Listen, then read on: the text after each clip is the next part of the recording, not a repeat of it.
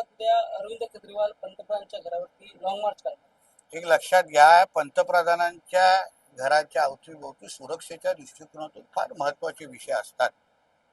आता शेवटी हे जे आमचे विरोधक आहेत त्यांची मानसिक संतुलन त्यांचं एवढं बिघडलेलं आहे की त्यांना पंतप्रधानांच्या सुरक्षेबाबतीमध्ये पण चिंता नाही. म्हणजे एक राहुल गांधीजींच्या घरी पंतप्रधान राहिलेले आहेत, दुसरे अरविंद केजरीवाल स्वतः मुख्यमंत्री राहिलेले आहेत, तरीही त्यांना पंतप्रधानांची सुरक्षा ही किती महत्वाची असते देशासाठी हेही ज्यांना कळत नसेल तर त्यांच्या भोवतीची कीव करायची वाटते. मला वाटतं आमचं केंद्र सरकार योग्य पद्धतीने या विषयाला हाताळेल. सरकारने मराठ्यांची फसवणूक केल्याचा आरोप करत मनोज जरांगे पाटील 7 ऑगस्ट पासून राज्यव्यापी दौरा करणार। मला असं वाटतं की मनोज जरांगे पाटीलजींचे आमच्या सगळ्यांचा अतिशय उत्तम संवाद आहे. त्यांच्या मनात असलेले प्रत्येक प्रश्न त्यांना कुठेही अगर उशीर झालेला वाटत असेल तर आम्ही निश्चित पद्धतीने त्यांच्याबरोबर बसू, मार्ग काढू. शेवटी तेही समाजाचं नेतृत्व, त्या समाजासाठी प्रश्न सोडवायला प्रयत्न करतायत. आम्हीही मराठा समाजाचे आहोत. आम्हालाही वाटतं की जे काय आमचे मुलं मुली आहेत त्यांचे प्रश्न सुटले पाहिजेत. प्रशासनामध्ये काही 1-2 विषय राहून जातात, जे त्यांच्या मागण्या असतील. आम्ही निश्चित पद्धतीने जरांगे पाटलांबरोबर बसून मार्ग काढण्याच्या दृष्टिकोनातून निश्चित पद्धतीने काम करू. शेवटी ह्या राज्यात मध्ये जे आदरणीय आमचे मुख्यमंत्री आहेत त्यांच्याच कालावधीमध्ये सर्वात जास्त मराठा समाजाला न्याय मिळालेला आहे, सर्वात जास्त त्यांचे प्रश्न सुटलेले आहेत. म्हणून मला विश्वास आहे मनोज जरांगे पाटलांचे जे काही विषय असतील त्यांनी बिलकुल अस्वस्थ होऊ नये. त्यांना न्याय देण्याचं काम आमचं देवाभाऊचं सरकार निश्चित पद्धतीने करेल, हा विश्वास तुमच्या माध्यमातून त्यांना देतो.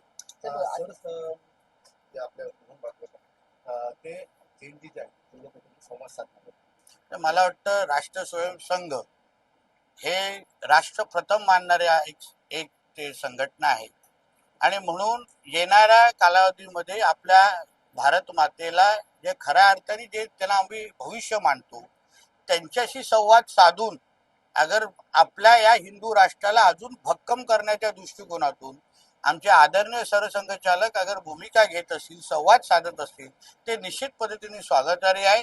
त्यांच्या त्या संवादामुळे आमचा हिंदू राष्ट्र निश्चित पद्धतीने अजून भक्कम होईल असं मी मानतो.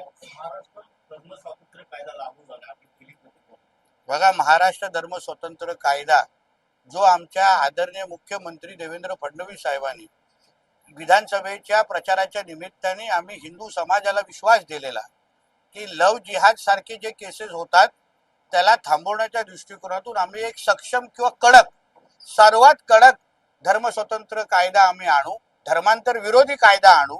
आणि तसंच आता गेल्या मंत्रिमंडळात अधिवेशनामध्ये धर्म स्वतंत्र कायदा पास झाला आणि मग माननीय राष्ट्रपतींची त्याच्यावर स्वाक्षरी झालेली आहे. आता आमच्या राज्यामध्ये आमच्या कुठलीही हिंदू माता भगिनींकडे कोणीही जिहादी लव जिहादच्या नावाने वाकड्या नजरेने बघू शकणार नाही, एवढी ताकद त्या धर्म स्वतंत्र कायद्यामध्ये आहे. आणि म्हणून कुठल्याही माझ्या बहिणीकडे, हिंदू बहिणीकडे कोणी वाकड्या नजरेने बघितलं तर 7 वर्षाची शिक्षा ची तरतूद त्या धर्म स्वतंत्र कायद्यामध्ये आहे. म्हणजे 7 वर्षापर्यंत तुम्ही तुमच्या पाकिस्तानमध्ये बसलेल्या अब्बाला बघू पण शकत नाही, एवढी ताकद त्या धर्म स्वतंत्र कायद्यामध्ये आहे. आणि म्हणून मी ह्या कायद्याचं स्वागत करतो. ह्याचं सगळं श्रेय जे राज्यातले असंख्य आमचे हिंदुत्ववादी कार्यकर्ते आहेत ज्यांनी दिवस रात्र एक करून हिंदू सकल मोर्चे काढले, हिंदू समाजाला जागवलं, हिंदू समाजामध्ये फिरून खरी परिस्थिती मांडली, असंख्य आमच्या हिंदू बहिणींचं प्राण वाचवलं. या धर्म स्वतंत्र कायद्याचं सगळं श्रेय मी माझ्या त्या प्रत्येक हिंदुत्ववादी कार्यकर्त्याला देत. शेवटचा एकच प्रश्न, बिहारच्या पोटनिवडणुकीत भाजपचा पराभव झाला, यानंतर आदित्यनाथ टीका करताना असं म्हटलंय की भाजपला सरकार चालवता येत नाही, पंतप्रधानांच्या विरोधात देशभरात रोष असल्याची टीका झाली. एका पोटनिवडणुकीमुळे हे लोकांना एवढा आनंद होतो, मग बीएसटीची हे निवडणूक हरले म्हणजे काय मराठी माणसांनी हे लोकांना ढुंगणावर लाथ मारून काढलं आम्ही असं म्हणायचं का? बीएसटीची जी निवडणूक हे दोन्ही ठाकरे बंधूंनी एकत्र येऊन लढले, तोंडावर आपटले, मग मराठी माणसांनी ह्यांना हकलून टाकलं असं म्हणायचं का?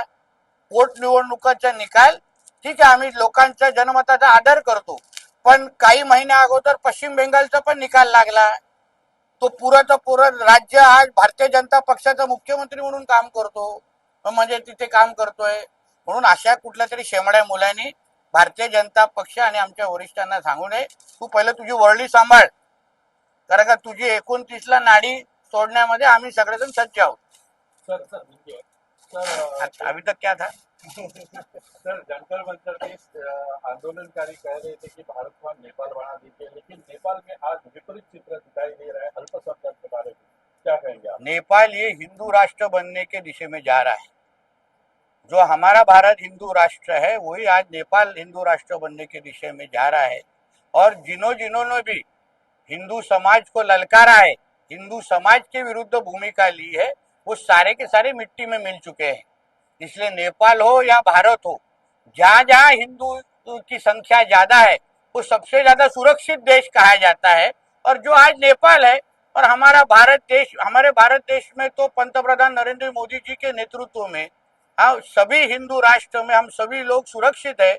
इसलिए मुझे लगता है कि और हिंदू राष्ट्र बनने चाहिए आने वाले समय में. ये तो शुरुआत है. महाराष्ट्र में धर्म कायदा आ गया, ठीक है, धर्म स्वतंत्र कायदा मतलब एंटी कन्वर्जन बिल जिसको हम कहते हैं, जो हमें विधानसभा के चुनाव के वक्त महाराष्ट्र के हिंदू समाज को हम लोगों ने शब्द दिया था. हमारे मुख्यमंत्री देवेंद्र फडणवीस जी ने प्रचार के वक्त ही शब्द दिया था कि महाराष्ट्र में सबसे मजबूत एक हम एंटी कन्वर्जन बिल लेके आएंगे, जिसको हम धर्म स्वतंत्र कानून कहते हैं. वो हम लोगों ने पहले कैबिनेट में पास किया, फिर विधानसभा में पास किया. अभी ऑनरेबल प्रेसिडेंट ने, राष्ट्रपति जी ने उसके ऊपर सिग्नेचर किया है. अभी हमारे महाराष्ट्र में कोई भी जिहादी अगर हमारे किसी भी हिंदू बहन के तरफ अगर गंदी नजर से देखेगा ना, तो हमारे पुलिस उसको 7 साल तक उसके अब्बा को मिलने नहीं देंगे. इतनी ताकत वो कानून में है, इतनी प्रावधान वो कानून में है. और इसलिए इस कानून जो आज धर्म एंटी कन्वर्जन बिल आया है, पास हुआ है, उसका पूरा श्रेय मैं हमारे हिंदुत्ववादी कार्यकर्ताओं को देता हूं, जिन्होंने हिंदू सकल मोर्चा निकाले, बहुत हिंदू समाज को जाके उनसे संवाद किया, उनको ताकत दी. इसलिए आज का दिन ये हमारे सभी हिंदू समाज के जो हिंदू समाज के लिए काम करने वाले जो हिंदुत्व विचार के कार्यकर्ताओं का उनको पूरी तरह से मैं श्रेय देता हूँ.